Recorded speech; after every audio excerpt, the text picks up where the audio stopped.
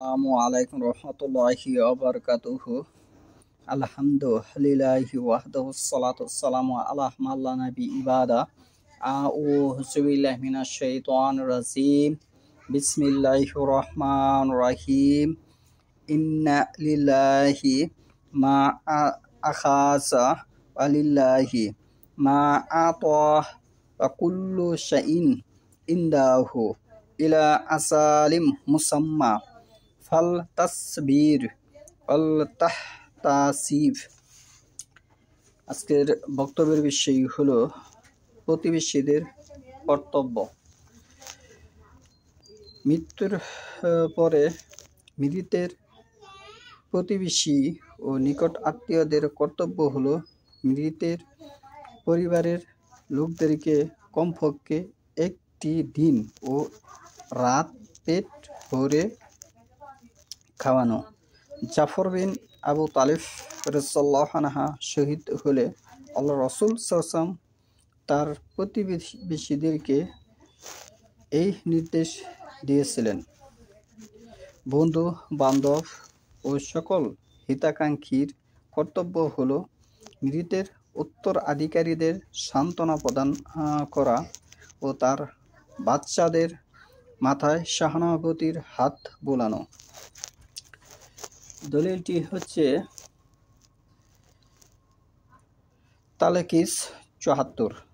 রাসূলুল্লাহ সাল্লাল্লাহু আলাইহি ওয়াসাল্লাম তাদেরকে ৩ দিনের বেশি কান্নাকাটি করতে নিষেধ করেছেন। এই দলিলটি হচ্ছে আবু দাউদ ৪৪৬৩।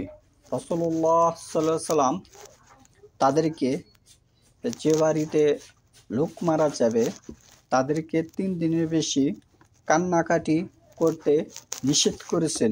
এই হাদিসটি হচ্ছে আবু দাউদ ৪৪৬৩। রাসূলুল্লাহ সাল্লাল্লাহু আলাইহি ওয়াসাল্লাম মৃতের বাড়িতে গিয়ে তাদেরকে বিভিন্নভাবে সান্ত্বনা দিতেন।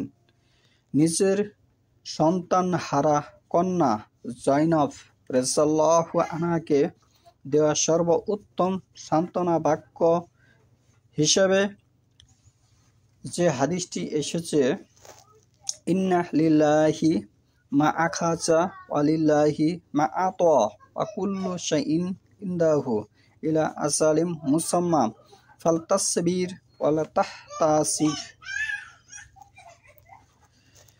অনুবাদ: নিশ্চয় সেটা আল্লাহর জন্য যেটা তিনি নিয়েছেন, যেটা তিনি নিয়ে গেছেন সেটা আল্লাহর জন্য, এবং সেটাও আল্লাহর জন্য যেটা তিনি দিয়েছেন, যেটা তিনি দিয়েছেন সেটাও আল্লাহর জন্য। এটি মনে রাখতে হবে। সন্তান হোক, টাকা পয়সা হোক, ধন সম্পদ হোক, যেটা তোমাকে দিয়েছেন সেটাও আল্লাহর জন্য, তোমাকে পরীক্ষা করার জন্য দিয়েছেন। প্রত্যেক বস্তু তার নিকটে রয়েছে একটি নির্দিষ্ট সময়কালের জন্য। যে কোনো জিনিস একটি নির্দিষ্ট সময়কালের জন্য রয়েছে তোমার কাছে, তিনি সেটা নেবেন। অতএব তুমি সবর করো ও সওয়াবের আকাঙ্ক্ষা করো। সওয়াবের আকাঙ্ক্ষা করো। অতএব তুমি সবর করো, সওয়াবের আকাঙ্ক্ষা করো যে কোনো বিষয়। যদি তোমাকে মানহানি করে থাকে কোনো মানুষ কোনোভাবে, সেখানেও তোমার ধৈর্য ধরতে হবে। যদি তোমাকে অটল টাকা পয়সা ধন সম্পদ দিয়ে থাকে, সেখানেও তোমাকে সবর করে ধৈর্য ধরে থাকতে হবে। যদি তোমাকে সন্তান দিয়ে থাকে, সেখানেও তোমার ধৈর্য ধারণ ও সওয়াবের আকাঙ্ক্ষা করতে হবে প্রত্যেকটি বিষয়ের মাঝে। এ বিষয়ে ইমাম নববী রহমতুল্লাহ বলেন, কাউকে সান্ত্বনা দেওয়ার জন্য এটি সর্বোত্তম কথা বা হাদিস। এই দলিলটি হচ্ছে তালকিস ৭১। তাহলে এখানে সর্বোত্তম যে সান্ত্বনামূলক বিষয়টি সেটি রাসূলুল্লাহ সাল্লাল্লাহু আলাইহি ওয়াসাল্লাম উল্লেখ করেছেন। সেটি তার যে সন্তান জয়নবের সন্তান যখন মারা যায় তখন তাকে সান্ত্বনা দিয়েছিল রাসূলুল্লাহ সাল্লাল্লাহু আলাইহি ওয়াসাল্লাম। এখানে বিষয়টি হচ্ছে তার স্ত্রীর নামও জয়নব এবং তার সন্তানের নামও জয়নব। তাহলে ফজিলত রাসূলুল্লাহ সাল্লাল্লাহু আলাইহি ওয়াসাল্লাম বলতেছে যে একটা ফজিলত, মৃতের বাড়ির মানুষকে সান্ত্বনা দেওয়ার যে একটি ফজিলত, আমি যদি কোনো এক বাড়িতে লোক মারা গেছে তাদেরকে সান্ত্বনা দেই, আমার যে একটি ফজিলত হবে সেই সম্পর্কে রাসূলুল্লাহ সাল্লাল্লাহু আলাইহি ওয়াসাল্লাম উল্লেখ করেছেন। রাসূলুল্লাহ সাল্লাল্লাহু আলাইহি ওয়াসাল্লাম ইরশাদ করেন, যে ব্যক্তি তার কোনো মুমিন ভাইয়ের বিপদে সান্ত্বনা প্রদান করলো, আল্লাহ তাকে কিয়ামতের দিন সবুজ রেশমের জোড়া পরিধান করবেন। সবুজ রেশমের কাপড় তাকে জোড়া হিসাবে পরিধান করাবেন। এই হাদিসটি হচ্ছে তালকিস ৭০, বাইহাকি, মুসান্নাফে ইবনু আবি শাইবা এসেছে ৭৬৪। তাহলে এই হচ্ছে মৃতের প্রতিবেশীদের কর্তব্য।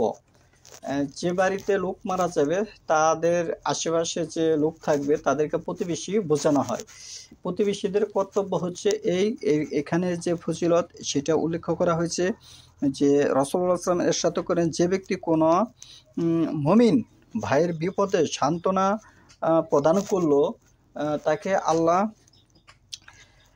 কিয়ামতের দিন সবুজ রেশমের কাপড় জোড়া হিসেবে তাকে দান করবে। যেমন আমরা এক জোড়া দুই জোড়া বলি, এরকম তাকে দান করবেন, আল্লাহ সাল্লাম পরিধান করাবেন।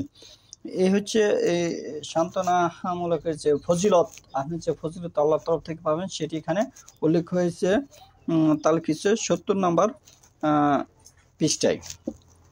তাহলে আমাদের ভারতবর্ষে এখন বর্তমানে যে ইসলাম আমাদেরকে ব্রিটিশরা শিক্ষা দিয়ে গেছে, উপহারে দিয়ে গেছে, ওরিয়েন্টালিস ১৫০-২০০ বছর ধরে যে সমস্ত শিক্ষা ব্যবস্থা মাদ্রাসার ও কারিকুলামে শেখানো হয়েছে, সেখানে কিন্তু মানুষের প্রতি একটা ভালোবাসা, সহানুভূতি সেটি বর্তমানে নেই। যদিও ইসলাম শিখাচ্ছে আমাদের এই ভারতবর্ষে ১,১২০০ বছর ধরে ইসলামের পরিচর্যা হচ্ছে, ইসলাম শিক্ষা দিচ্ছে, মানুষ ইসলাম শিখছে, ইসলামের অনেক বৃদ্ধি হয়েছে, অনেক বড় সংখ্যা ইসলাম গঠিত হয়েছে, কিন্তু মানুষের মাঝে যে ভালোবাসা সেটি কিন্তু মানুষের অন্তরে জাগেনি। মূল ইসলাম না শিক্ষার কারণে এই বিভ্রান্তি সৃষ্টি হয়েছে। আর যে বড় বিভ্রান্তির সৃষ্টি হয়েছে আমাদের মাঝে, যে মৌলিক শিক্ষা না থাকার কারণে আমাদের পর একজন আরেকজনের প্রতি ভালোবাসার সৃষ্টি হয়নি। তাহলে আমরা মূল হাদিস গ্রন্থ সেটি পড়ার চেষ্টা করব, কোনো রেফারেন্সও পড়ব না, এবং কোরআন যে অনুবাদ সরল রীতি সেটি আমরা বোঝার চেষ্টা করব। তাহলে কোরআন হাদিস সম্পর্কে আমাদের একটি জ্ঞান আসবে, এবং আমরা যে বিষয়টার প্রতি সবচেয়ে বেশি লক্ষ্য রাখবো সেটি হচ্ছে রাসূলুল্লাহ সাল্লাল্লাহু আলাইহি ওয়াসাল্লাম এবং সাহাবীদের এবং তাবিনদের আমলদের প্রতি আমরা সবচেয়ে বেশি লক্ষ্য রাখবো। এই ৪টি স্তর ঠিক রেখে অন্য কোনো বিষয়টাকে প্রাধান্য দিতেও পারি, নাও দিতে পারি, সেটি হচ্ছে ভিন্ন কথা।